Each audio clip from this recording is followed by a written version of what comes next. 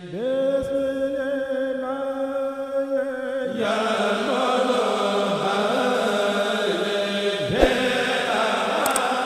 leen fàtte abonné te bës ci cloche bi ngir lu dugal ngeen mën cee jot incha allah.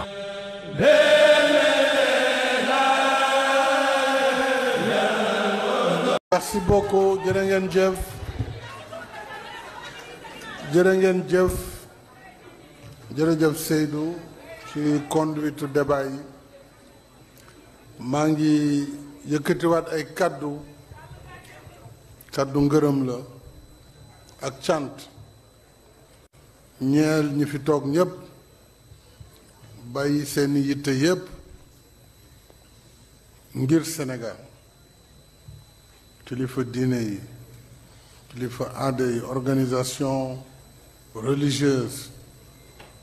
patronat syndicat groupement de femmes organisation féminine artistes ñépp ñi nga xam ne ci mbubu buñ fi mën a teewee jël nañu kàddu indi ay xalaat te lii rekk moo waraloon ñu ne nañu toog waxtaan ndax xalaat yooyu ñuy taataan si la ngéneel mën a génne li ñu wax nag mooy ñu ngi jégalu itam si jotaay bu yàgg bi yàgg na lool waaye kenn bougéwul te réew maa ngi ñu seetaan it ci télévision bi ak ci rajo yi ak ci diaspora bi ñuy sant nag waa Sénégal nit nag mën nañu xaar foo xam ne du fu baax waaye jàpp naa ne Sénégal du teer foofu am na jamono lu yàggul trop semaine ba la ñu génn boo leen amee seetlu journal yu mag a mag yëpp yi ci àdduna bi yónnee nañ seeni correspondant jàppoon ne réew mi ci tàkk lay dem ginnaaw bi conseil constitutionnel waxi dana leen di ngeen ëmbaat seeni bagage yóbbuwaat seeni caméra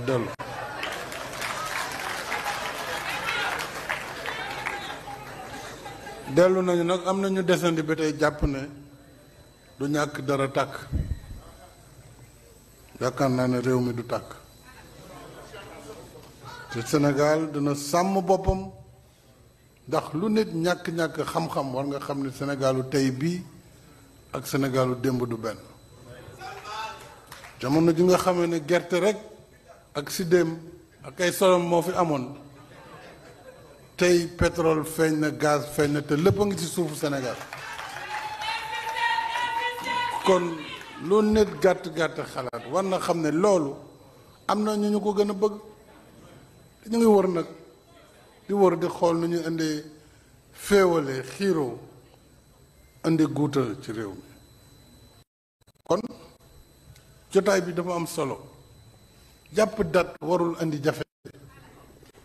kañ la ñu dem élection mu des ci waxtu benn weer walla ñaari weer walla ñetti weer loolu bu fekkee ne gëm nañu suñu bopp gëm ne réew mi la ñuy liggéeyal warul am jafe-jafe kon dama bëgg ëllëg ñi nga xam ne ñooy toog ci commission ñaar dong la benn bi ministre de l'intérieur moo koy jiite ànd ak directeur général des élections su ko defee proposition yi ci ngeen ciy dugg ci biir xool liy jafe-jafe maanaam am na ñu wax weeru koor dana jafe nga dem campagne boobaa xaw ma ku lay taxaw di lay meeting la ko fay jafe loolu moom gëm naa ne dana jafe lool mais ngeen xool ko ndax mën na nekk am mënul nekk loolu ñoom buñ ko xoolee xool fête yi nga xam ne dafay eng réew mi ci fête chrétienne musulmane ñu calculer def li ñuy wax computation Dakar Medina Gounass ñoom sëriñ bi yónnee na juróomi yoon si man ma Dakar bi c'est du 27 avril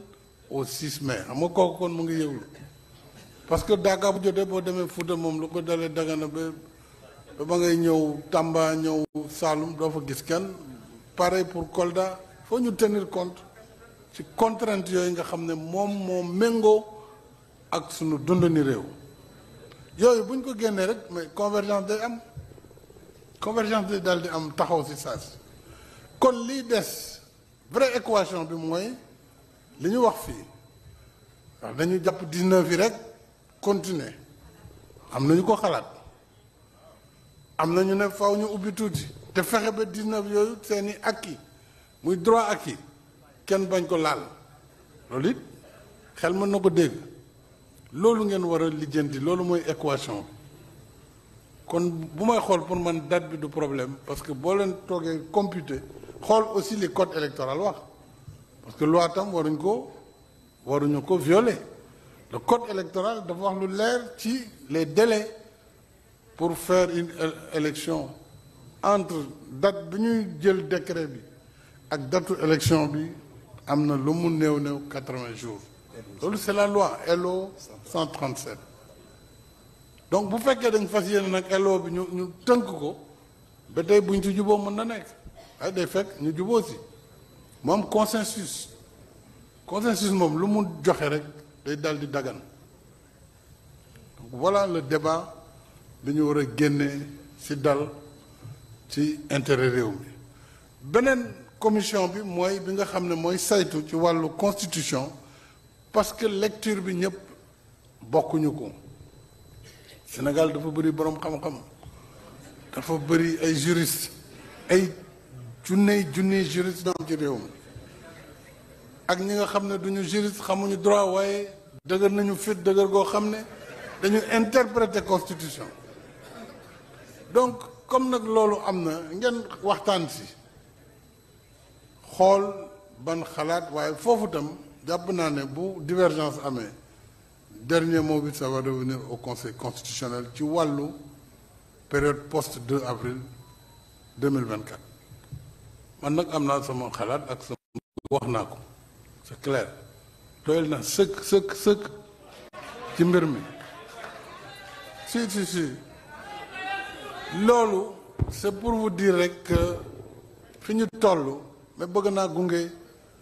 waaye nañu jiital intérêt bi te fii ak booba wax dëgg yàlla war nañu mën teg réew mi ci jàmm ba def élection kii gagné contestation du am ñu jox ko caabi mu daal di moom it doxal nag il faut que nit ñi raisonnable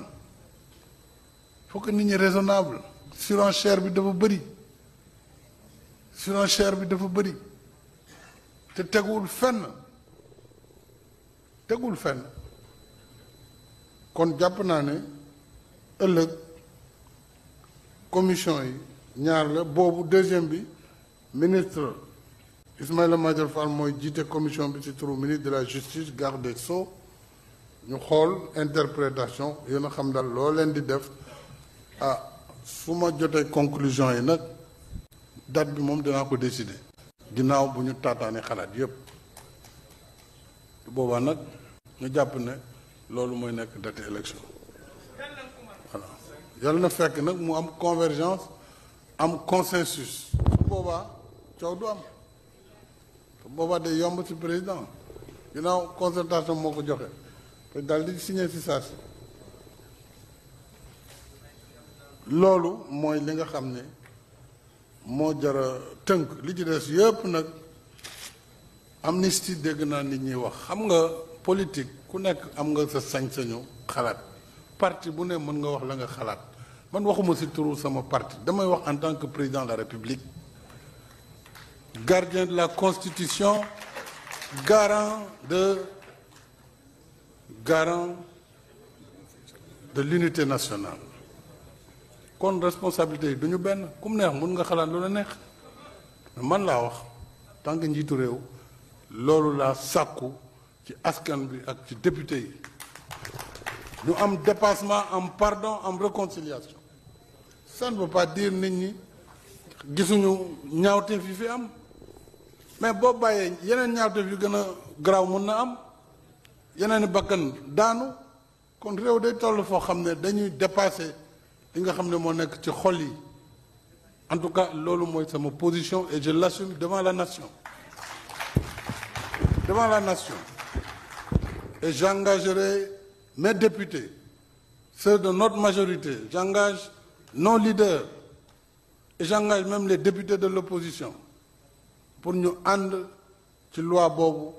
ñu tuddee loi d'amnistie pour dépasser ces difficultés nit ku nekk nag ak sa responsabilité voilà ma responsabilité je l'assume te xam ngeen ne man ragaluma position ragaluma wéet ci sama position aussi